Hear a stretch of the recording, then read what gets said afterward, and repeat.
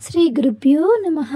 వృషభ రాశిలో దేవగురు బృహస్పతి శత్రుస్థానంలో సంచారం చేయడం, కర్కట రాశిలో కుజ భగవానుడు నీచంగా రాజయోగ సంచార స్థితి, వృశ్చిక రాశిలో రవి బుధ సంచార స్థితి, బుధాదిత్య రాజయోగం, ధనుస్సు రాశిలో శుక్ర భగవానుడు, కుంభరాశిలో శని భగవానుడు వక్రగమన సంచార స్థితి, మీనరాశిలో రాహు సంచార స్థితితో ద్వాదశ రాశులలో గ్రహగమనాలు ఈ విధంగా ఉన్నాయి.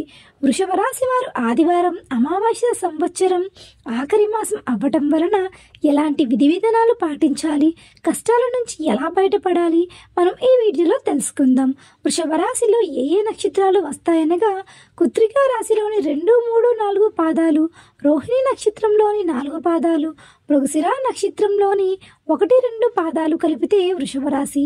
చాలా మందికి పుట్టిన సమయంలో డేట్ ఆఫ్ బర్త్లో లేని కారణం వలన పేరు యొక్క మొదటి అక్షరం బట్టి రాశిని తెలుసుకునే ప్రయత్నం కూడా చేద్దాం.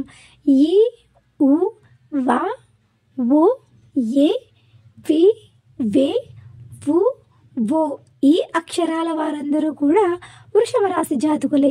వృషభ రాశి అధిపతి శుక్ర భగవానుడు.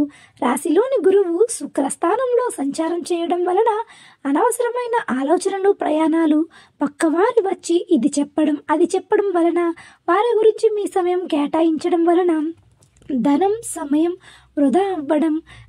కాకుండా ఈ వ్యక్తి గత పనులలో సమయం ఇవ్వలేకపోతుంటారు. ప్రయాణాలలో ఇబ్బందులు, ఆటంకాలు కొంచెం ఉన్నాయి. తస్మత్ జాగ్రత్త. తృతీయంలో కుజ భగవానుడు నీచభంగ స్థితిలో ఉండటం వలన తల్లిదండ్రులతో మౌనంగా ఉంటారు. అన్నదమ్ములతో స్నేహపూర్వకంగా ఉంటారు. సహకుటుంబంతో ఆహ్లాదకరంగా ఉండటానికైతే ప్రయత్నించండి, లేదంటే సమస్యలతో ఇబ్బంది పడవలసి వస్తుంది. 5వ స్థానంలో కేతు సంచార స్థితి ఉండటం వలన వివాహం అయిన దంపతులకు పిల్లల విషయంలో విజయం మీదే అవుతుంది. సప్తమంలో బుధ ఆదిత్య రాజయోగం. ప్రభుత్వ ఉద్యోగం గురించి ప్రయత్నం చేసేవారికి ఇది మంచి సమయం అని చెప్పవచ్చు. ఇక ఉద్యోగులతో ఎవరితో అయినా గౌరవం ఇచ్చి పుచ్చుకోండి, ప్రమోషన్ మీ సొంతం అవుతుంది. అష్టమంలో శుక్ర భగవానుడు ఉండడం వలన ఈ ఆదివారం అమావాస్య సంవత్సరం యొక్క చివరి రోజుల్లో కాలభైరవ జయంతి సందర్భంగా కొన్ని దొంగతనాలు జరిగే అవకాశాలు ఉన్నాయి. కాబట్టి కాలభైరవ జయంతి సందర్భంగా కొబ్బరికాయతో నారికేల దీపం పెట్టి వాటిని దానం చేయడం వలన మీ ధనం చోరీ కాకుండా ఉంటుంది. సో ఫ్రెండ్స్, విన్నారుగా మరి. ఇలాంటి మరిన్ని ఆధ్యాత్మిక విషయాల కోసం మన ఛానల్ని సబ్స్క్రైబ్ చేసుకుని చూస్తూనే ఉండండి. ధన్యవాదాలు.